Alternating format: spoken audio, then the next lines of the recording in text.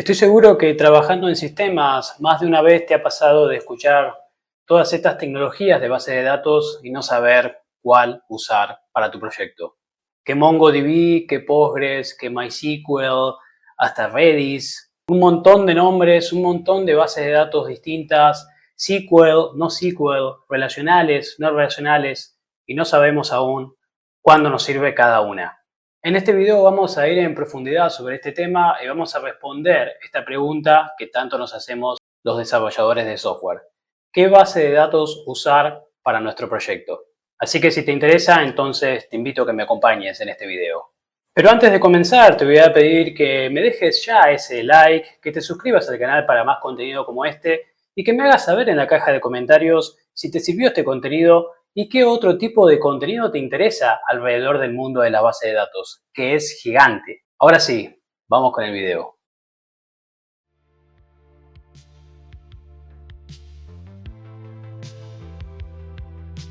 Buenas y bienvenidos, devs, otra vez en otro episodio más, otro capítulo más de esta hermosa historia, ¿sí? En donde hablamos un poco de todo, pero siempre relacionado con lo que más nos apasiona, que es el desarrollo de software. Y fíjate que para esta ocasión, entonces te traje esta presentación con diapositivas, ¿sí? Para que veas cómo voy probando distintas cositas en el canal, ¿sí? Que te sirvan a vos y que me sirvan a mí también para acercarte a todos estos conceptos, para que puedas aprender, puedas entender cómo evolucionar como profesional del área de sistemas. Así que en el día de hoy entonces vamos a estar hablando de qué base de datos utilizar, ¿sí? Y cuándo usar cada una de ellas. En realidad vamos a hacer un resumen de las principales diferencias entre SQL y no SQL, ¿sí? Así que vamos a empezar. Así que comenzamos entonces con el video y básicamente esto es lo que te decía, ¿sí? MySQL, Postgres, MongoDB, DynamoDB, Cassandra, un montón de nombres, un montón de bases de datos. Yo creo que en estos últimos 5 años han salido un montón de bases de datos nuevas al mercado, ¿sí? Donde cada una ofrece ventajas que las otras no tenía o resuelve un problema que las otras no tenía. Entonces acá es donde nos tenemos que interesar en cuáles son los pros y los cons, ¿sí? Las ventajas y las desventajas de cada una de ellas. Si una base de datos existe, vos tenés que pensar que es porque resuelve un problema que sus pares no podían resolver. Resuelve una limitación que las otras estaban teniendo. Entender estas limitaciones es lo que te va a hacer mejorar y crecer, ¿sí? Y entender cómo funcionan estas tecnologías. Cuando hablamos de elegir una base de datos, estamos hablando de una decisión de diseño, ¿sí? Decisión arquitectónica. Normalmente una decisión de diseño no es para nada fácil cambiarla más adelante, ¿sí? Entonces, cuestiones, por ejemplo, como la base de datos, el lenguaje de programación, el framework de desarrollo que vamos a utilizar, ¿sí? Incluso los patrones de diseño que vamos a usar, son cosas que no se pueden cambiar fácilmente el día de mañana una vez que se establecen, ¿sí? Así que es muy importante esta decisión, la decisión de qué base de datos vamos a utilizar. Debemos entonces estudiar los trade-offs, es decir, las cosas buenas y malas, ¿sí? Las ganancias y las pérdidas que tenemos en cada una de estas decisiones para poder estar seguros de que más o menos va a ser una base de datos que nos va a servir según el contexto en el que exista nuestro sistema. Básicamente, cuando hablamos de base de datos, un poco si yo, digamos, tuviese que aprender base de datos desde cero hoy, básicamente el mundo se resume o se puede resumir en dos grandes alternativas, ¿sí? Que son las bases de datos SQL o relacionales y las bases de datos no SQL o no relacionales, ¿sí? Básicamente, toda tecnología de base de datos normalmente siempre va a caer en algunas de estas dos grandes categorías, ¿sí? Y es que si nos escapamos un poquito más, si queremos pensar, por ejemplo, en Redis, vamos a estar pensando más bien en un sistema de caché más que de base de datos, ¿no? Entonces, las bases de datos normalmente siempre caen en estas dos grandes categorías. Vamos a mirar un poquito entonces cada una de ellas para ver qué características tiene. Empezando con las bases de datos relacionales, algunos ejemplos que podemos traer a la mesa son el famosísimo y gran conocido, ¿sí? Viejo conocido de la casa, MySQL, ¿sí? O MariaDB, que es una variante, y Postgres, ¿sí? Son como las tres grandes bases de datos relacionales, ¿sí? que más renombre tiene en el mercado, ¿sí? Si vos hoy salís y vas a buscar trabajo, por ejemplo, en LinkedIn, es muy probable que te encuentres que se necesita alguna de estas tres, ¿no? Luego tenemos algunas como Oracle o SQL Server, que quizás no son ya tan conocidas, si bien todavía son bastante populares. Obviamente que hay más, ¿no? Yo acá te pongo algunas para tener de ejemplos. Una base de datos relacional o SQL normalmente tiene lo que se conoce como un esquema, ¿sí? O esquema en español o schema en inglés, ¿no? Básicamente este esquema es una serie de reglas, pautas, ¿sí? Una estructura que define el formato de los datos que se van a guardar. Esta estructura me define cuestiones como, por ejemplo, los tipos de datos, es decir, si tenemos una tabla, en las bases de datos SQL tenemos el concepto de tabla, ¿sí? Que es básicamente un conjunto de ítems, ¿sí? Cada ítem se puede pensar como una fila, y cada fila, digamos, dentro de cada tabla se estructura en columnas. Ahora, el esquema de una base de datos define esta estructura de columnas.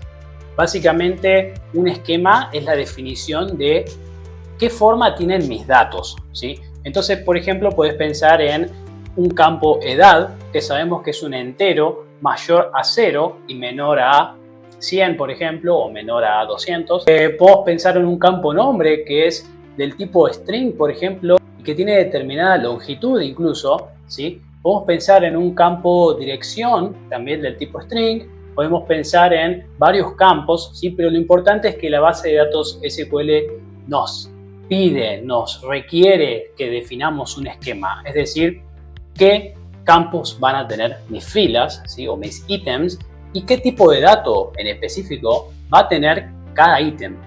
Si al campo de edad, por ejemplo, definimos que es un entero mayor a 0, y el día de mañana queremos guardar un dato poniéndole, por ejemplo, el valor de la edad escrito en números, por ejemplo, el string 15 años, entre comillas, básicamente nuestra base de datos SQL va a arrojarnos un error y no va a permitirnos insertar ese valor, ¿sí? Y esto es porque las bases de datos SQL controlan la integridad de los datos en base a estas reglas o al esquema que nosotros definimos, ¿sí? Este tipo de base de datos también es buena para soportar transacciones. Una transacción es una operación muy importante en el mundo de bases de datos, donde básicamente nos permite definir un conjunto de operaciones garantizando que cada una de ellas se va a ejecutar o bien que ninguna se ejecuta. Es decir, que podemos crear unidades atómicas de operaciones. Eso está buenísimo para sistemas que requieren de controles de integridad y que sus datos estén siempre correctos. Por ejemplo, un sistema bancario. En el mismo momento en el que hago una transferencia, por ejemplo, a otra persona, no solamente en el sistema debe reflejarse que se debita el importe de mi cuenta, sino que al mismo tiempo se debe reflejar que se le acredita el importe a la cuenta destino. Y todo esto ocurre dentro de una transacción. Es decir, que si alguna de las dos operaciones falla, la acreditación o la debitación, entonces directamente toda la operación no se puede realizar. Y esto nos permite que no nos queden datos en un estado intermedio, ¿sí? Operaciones a medias. Es decir, por ejemplo, se me debitó a mí el monto, pero no se le acreditó a la otra persona. Entonces, transacciones son operaciones muy importantes para controlar, ¿sí? La integridad y la salud de los datos en nuestro sistema. El otro tipo de operaciones que soportan las bases de datos relacionales son los famosísimos joins, que nos permiten unir datos de distintas tablas entre sí, ¿sí? Utilizando lo que se conocen como claves foráneas. Esto nos permite devolver información mucho más completa. Si tenemos una tabla de usuarios, si tenemos una tabla de pagos, podemos devolver, por ejemplo, el monto total que ha pagado cada uno de los usuarios, y para eso podríamos utilizar una operación de join. Ahora, si miramos un poquito hacia las bases de datos NoSQL, algunos ejemplos de este tipo de base de datos, como te menciono en la diapositiva, son MongoDB, DynamoDB, Cassandra y Neo4j, ¿sí? Cada una de ellas es una base de datos no relacional o NoSQL. En el caso de las bases de datos no relacionales,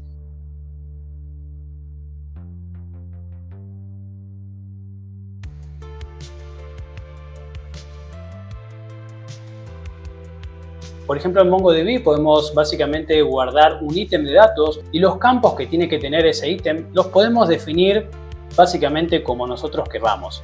La base de datos entonces no va a ejecutar ningún tipo de control sobre nuestros datos. sino que somos nosotros ahora los responsables de hacer que los datos estén en un buen formato. Esto significa que en el ejemplo que te mencioné antes, ¿sí? Si teníamos una persona y teníamos el campo edad, que lo habíamos definido como un entero, si ahora en una base de datos no SQL lo queremos guardar como un string, como el string 14 años, entre comillas, nos va a funcionar correctamente y no vamos a tener ningún tipo de problemas. La base de datos no nos va a alertar sobre este problema. Este tipo de base de datos tampoco soporta transacciones. Normalmente no soportan las transacciones, ¿sí? Salvo alguna que otra que puede tener alguna especie de soporte un poco más moderno, pero no al mismo nivel que las bases de datos no relacionales. Esto significa que si tenemos un conjunto de operaciones y alguna de ellas falla, vamos a tener que ser nosotros los responsables de subsanar ese error o esa operación que pudo haber quedado a medias. Sin embargo, un punto a destacar, ya que venimos mencionando tantas desventajas de las bases de datos no relacionales, es que normalmente son tecnologías muy rápidas, tienen muy baja latencia. Vamos a ver que esto constituye el principal beneficio con respecto a las bases de datos relacionales. Y acá en esta diapositiva precisamente es donde te hago un análisis de las ventajas y desventajas de cada una de ellas. Entonces, rápidamente, yendo a las bases de datos relacionales, fíjate que lo que habíamos mencionado, soportan transacciones, soportan joins y además controlan automáticamente la integridad de los datos, es decir, las reglas que nosotros colocamos en los datos. No permiten, ¿sí?, que haya datos que no cumplen con esas reglas en nuestra base de datos. Sin embargo, una gran desventaja, ¿sí?, un gran problema que tienen las bases de datos relacionales es que a medida que crecen se vuelven más lentas. A medida que tenemos tablas con millones y millones de filas, ciertas operaciones pueden requerir mantenimiento, pueden requerir utilizar alguna técnica de indexado, ¿sí?, o incluso alguna técnica de eliminación de datos viejos que no se utilicen, porque básicamente la base de datos empieza a tener problemas para lidiar con grandes volúmenes de información. De la mano de este problema, lo que tenemos es el último ítem que te menciono, que básicamente es que es costoso escalarlas. Escalar significa que mi misma base de datos pueda ahora soportar un tráfico mucho mayor, pueda soportar muchísimas operaciones de lectura y de escritura.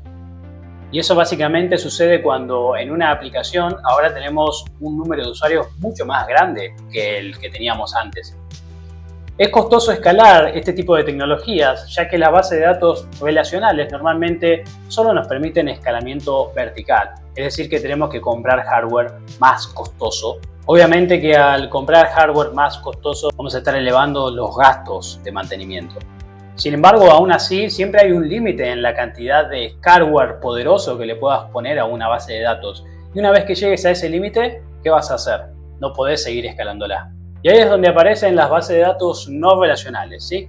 Columna de la derecha ahora, ¿sí? Acá es lo que te mencionaba antes. Su esquema, ¿sí?, básicamente o no tienen un esquema o es muy flexible, lo cual permite que evolucione, ¿sí?, evolucione la forma de los datos que estamos guardando. Si el día de mañana necesitamos agregar un nuevo campo a ese ítem de datos, a esa fila, ¿sí?, lo vamos a poder hacer y la base de datos no nos va a arrojar ningún error. Por otro lado, lo que te mencionaba de la latencia, tienen muy baja latencia. Son bases de datos que están optimizadas para que las operaciones de lectura y de escritura sean muy rápidas. Y este tipo de base de datos, la gran ventaja que tiene con respecto a las relacionales es su facilidad para escalar horizontalmente. Antes te mencioné que el escalamiento vertical que tienen las bases de datos SQL básicamente consiste en adquirir hardware más caro.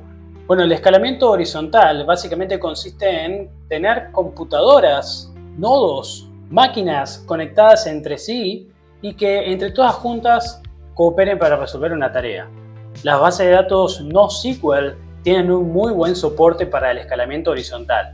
Básicamente vos como DevOps o como desarrollador vas a tener que activar una configuración, probablemente tocando algún botón en algún servicio como AWS o la plataforma de Google Cloud o Microsoft Azure, y ese botoncito básicamente va a generar otra máquina, ¿sí?, otro servidor, podemos pensar, de base de datos que va a cooperar con el que ya existía y va a guardar parte de los datos, ¿sí?, y esto es lo que se conoce en la jerga como un clúster.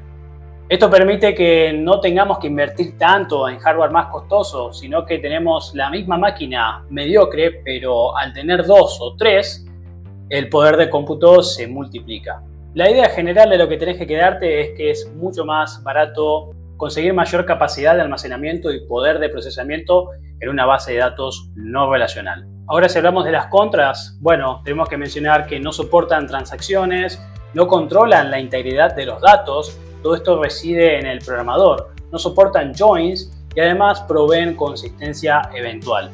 Esto está ligado con este tema de que tenemos varias computadoras ahora cooperando entre sí y que los datos que tiene una, por lo tanto, pueden no estar reflejados inmediatamente en las otras. Todo este tema de consistencia eventual y clustering y particionado es muy interesante para explorarlo con respecto a bases de datos NoSQL. Así que si te interesa saber sobre este tema, te pido que me lo dejes en un comentario abajo en este mismo video.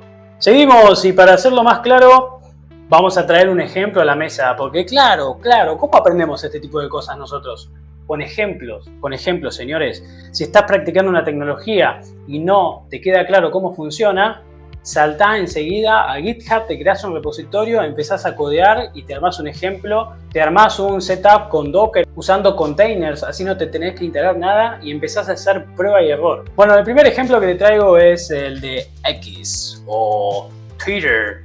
Like si te gustó mi pronunciación. Bueno, acá tenemos el ejemplo de X, el famoso Twitter, ¿sí? Y vamos a ver qué tipo de base de datos puede utilizar, por ejemplo, Twitter. Bueno, fíjate que acá lo que te estoy colocando, ¿sí? Es el tráfico. Esto es algo que siempre te tenés que preguntar, ¿sí? Para decidir sobre una base de datos. ¿Cómo son los patrones de tráfico?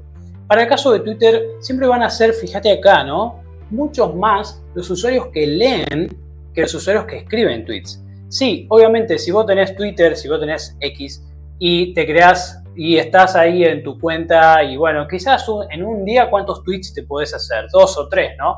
Ahora, ¿cuántos podés leer? Y probablemente llegues a los 100 tweets leídos por día o más. Bueno, esto te da una pauta del comportamiento de un usuario, por ejemplo, en Twitter. Entonces, fíjate que las flechas verdes, ¿sí? Son mucho más que las flechas azules, que son las de tráfico de escritura, ¿sí? Entonces, teniendo en cuenta, ¿sí? La cantidad de usuarios que van a leer, ¿cuál base de datos nos puede convenir? Bueno, acá en este caso vamos a estar utilizando una base de datos no relacional. Por esto de que te venía comentando antes, de que están optimizadas, tienen baja latencia y es fácil de escalarlas, es fácil de aumentar su potencia, es menos costoso. En este caso, por ejemplo, podríamos estar bien con una base de datos NoSQL. Otra cuestión, por ejemplo, para tener en cuenta es que no es necesario controlar, ¿sí? No hay muchas reglas para controlar en los datos, no hay mucha consistencia, no hay datos sensibles que sea interesante, digamos, tener controlados, como por ejemplo en un sistema bancario, que siempre tenemos que controlar el saldo, que el saldo sea positivo. Entonces, acá, por ejemplo, quizás no tenemos tantos datos para controlar. Entonces, de nuevo, podemos decantarnos por una base de datos no relacional. Hay un truco para este tipo de base de datos o este tipo de sistemas, ¿sí? O sistemas así que tienen que ver con redes sociales, ¿sí? Que es que no es crítico, ¿sí? Que los usuarios lean los tweets en tiempo real. Es decir, yo subo un tweet, ¿sí? No es tan crítico que todos mis seguidores puedan verlo automáticamente desde el segundo 0 que yo subí mi tweet, ¿sí? Entonces, porque básicamente el usuario no va a percibir esto, ¿sí? No se va a dar cuenta de cuándo yo lo escribí. Entonces, ¿de qué nos sirve este truco? Bueno, nos sirve para armar una solución en donde no tengamos que, como locos, ir y mostrarle nuestro último tweet, el último tweet de cada usuario a todos sus seguidores inmediatamente, ya, en este segundo. Este tipo de consideraciones son las que hacen soluciones arquitectónicas mucho más fáciles de trabajar y simples. Imagínate que si no, nos tendríamos que volver locos. Vamos ahora con el siguiente ejemplo. Fíjate el ejemplo sencillo que te pongo acá. Es un cajero de un supermercado, ¿sí? Básicamente estamos hablando del sistemita ese, ¿viste? Cuando haces la cola del súper, que vas comprando, van pasando las compras que hiciste, ¿sí? Y la persona va registrando automáticamente, ¿sí? Va pasando tu producto con el escáner y va apareciendo en una pantallita cuánto vas gastando. Bueno, este tipo de sistemas. Fíjate que si analizamos los patrones de tráfico, ¿sí? De nuevo, cantidad de operaciones de lectura y de escritura, nos vamos a encontrar con que en este tipo de sistemas no tenemos mucho tráfico, ni de lectura ni de escritura, ¿sí? ¿Por qué? Si vos te pones a pensar en el supermercado, pensar en el supermercado más grande que se te ocurra, ¿cuántos cajeros puedes llegar a ver en ese supermercado? Y quizás 10, quizás 20 cajeros, por decirte un número. 20 usuarios en un sistema es un número absurdamente chico, absurdamente ridículo. Entonces, la verdad es que cualquier tipo de base de datos le va a funcionar bien, ¿sí? En este caso, fíjate que necesitaríamos proveer de algún mecanismo de transacciones, ya que al estar haciendo operaciones con precios de productos y que vamos sumando y luego obtenemos un total, luego tenemos que debitar ese total o procesar una tarjeta, ¿sí? Es probable que necesitemos transacciones para asegurar que nada quede procesado a medias. Por otro lado, hay algunos controles de integridad que nos pueden interesar hacer, como por ejemplo garantizar que no nos queden productos con stock negativo, por ejemplo, si es que en nuestro supermercado ese sistema impacta en el sistema de gestión de inventario, por ejemplo, de stock. Para este caso, entonces, fíjate que necesitaríamos transacciones, necesitaríamos controles de integridad para datos sensibles y además tenemos poco tráfico de lectura y de escritura. Bueno, vamos a ir con una base de datos del estilo SQL y vamos a estar más que bien. Antes de pasar al siguiente video, de nuevo te recuerdo que te dejes un like en este video si te gustó hasta acá, que me dejes un comentario, ¿sí? Haciéndome saber qué es lo que te gustó y qué cosa te gustaría que sigamos explorando sobre el mundo de bases de datos y que te suscribas para más contenido como este. Bien, fíjate en este ejemplo ahora que te traigo, muy interesante, y acá es donde muchas personas cometen un error. Cuando estás construyendo un producto, ¿sí? Un sistema, porque querés empezar a construir algo tuyo, y estás haciendo una prueba de concepto o un MVP, ¿sí? Producto mínimo viable, es decir, que tiene las features esenciales para poder testear ese producto en el mercado, ver si hay gente que compra, que se registra y utiliza ese sistema. Muchas personas deciden desde cero empezar con algo como arquitectura de microservicios y base de datos NoSQL y demás, ¿sí? Mi recomendación es que en este caso vayamos por algo mucho más simple, ¿sí? Fíjate que inicialmente nuestro producto, nuestro MVP, es probable que no tenga mucho tráfico porque van a ser pocos usuarios los que están utilizando este producto. Sin embargo, no pierdas de vista que en este caso queremos validar nuestra idea, ¿sí? Así que esta arquitectura inicial puede ser algo que luego haya que transformar o volver a escribir desde cero. En este caso entonces, fíjate que como queremos construir un MVP, queremos avanzar rápido y validar rápido esta idea, la simplicidad va a ser nuestra gran aliada. En este caso entonces vamos a elegir una base de datos SQL, porque es muchísimo más simple de operar y porque tienen normalmente muchísimo soporte desde el lado de los frameworks y ORMs y un montón de librerías para poder hacer queries justamente. En el caso de que nuestro MVP se trate de algo relacionado con redes sociales, si queremos lanzar nuestra propia red social, en ese caso entonces quizás sí podríamos pensar en una base de datos NoSQL, pensando en que de a poco pueden ir sumándose más y más usuarios. Último ejemplo, y te traigo acá la frutilla del postre. Fíjate lo que tenemos acá, tenemos Shopify, ¿sí? Por si no lo conoces todavía, Shopify es un grande del e-commerce. El tipo de producto que ellos te venden básicamente es un software as a service en el cual vos podés configurar y dar de alta tu tienda online y luego empezar a vender productos, ¿sí? Entonces, fíjate que tenemos dos tipos de usuarios acá, ¿sí? Tenemos básicamente el usuario emprendedor, la persona que tiene su emprendimiento, que quiere empezar a vender sus productos en algún lado, que se crea una cuenta en Shopify, configura su tienda virtual, su tienda online y empieza a ofrecer sus productos allí. Luego tenemos el usuario comprador, que va a ser la persona común, ¿sí? Que entra a este tipo de tiendas virtuales y que compra un producto, que pasa por toda una pasarela de pago, pone su tarjeta, ¿sí? Y compra ese producto. Entonces, esto es muy importante porque tenemos un tráfico interesante de lectura y de escritura.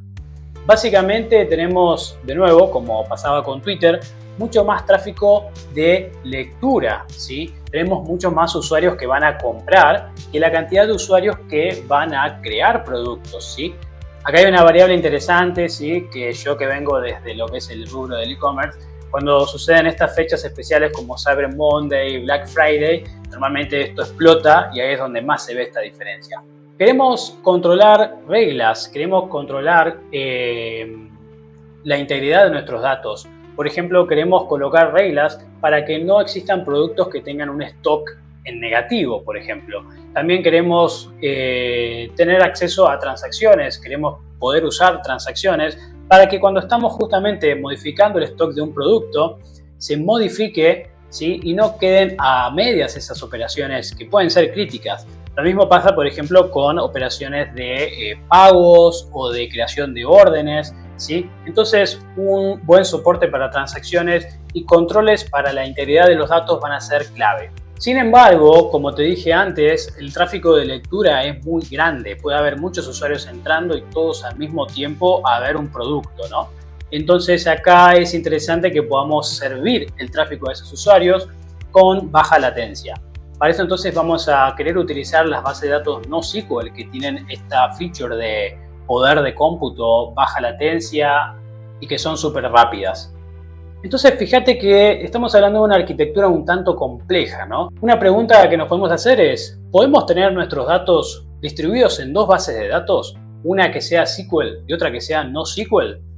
Sí, la respuesta es sí, sí, señores, sí se puede. Estamos hablando de una arquitectura compleja, sí, pero más o menos la imagen sería como esta, ¿no? Tenemos una base de datos SQL que nos va a proveer de transacciones y donde, por ejemplo, cuando se quiera crear un nuevo producto, el emprendedor quiera crear un nuevo producto, lo va a crear en esa base de datos. Luego, lo que va a suceder es que, fíjate estas flechitas naranjas que te señalo acá, ¿sí? En background, es decir, en segundo plano, ¿sí? Asincrónicamente, va a haber algún proceso automatizado que lo que va a hacer es tomar los cambios, los nuevos productos que se hayan agregado, que se hayan actualizado en la base de datos SQL y trasladar esos cambios a la base de datos NoSQL. Esta técnica de sincronización entonces nos permite tener los datos también actualizados en una base de datos no relacional, que con esta última vamos a servir el tráfico de los usuarios compradores, que acuérdate que son muchísimos más usuarios y que quieren que la página funcione rápido, quieren rápido poder ver sus resultados. Este patrón arquitectónico obviamente es muy complejo y es lo que se conoce en la jerga como CQRS o CQRS, Command Query Responsibility Segregation. Y esto es algo que de nuevo podemos explorar más adelante si es que te interesa este tema. Y ahora sí, mi querida audiencia, después de haber visto estos ejemplos, para que te quede bien en claro cuándo usar cada base de datos, vamos a redondear entonces este video de hoy con algunas conclusiones.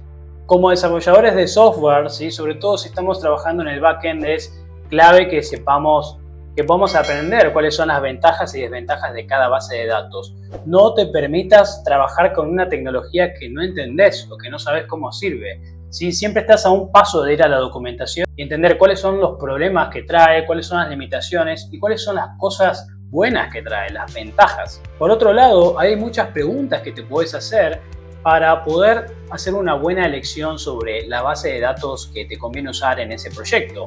Por ejemplo, si es una aplicación que tiene mucho tráfico de lectura o mucho tráfico de escritura, ¿cuántos usuarios van a estar utilizando esa aplicación y por lo tanto leyendo datos de mi base de datos?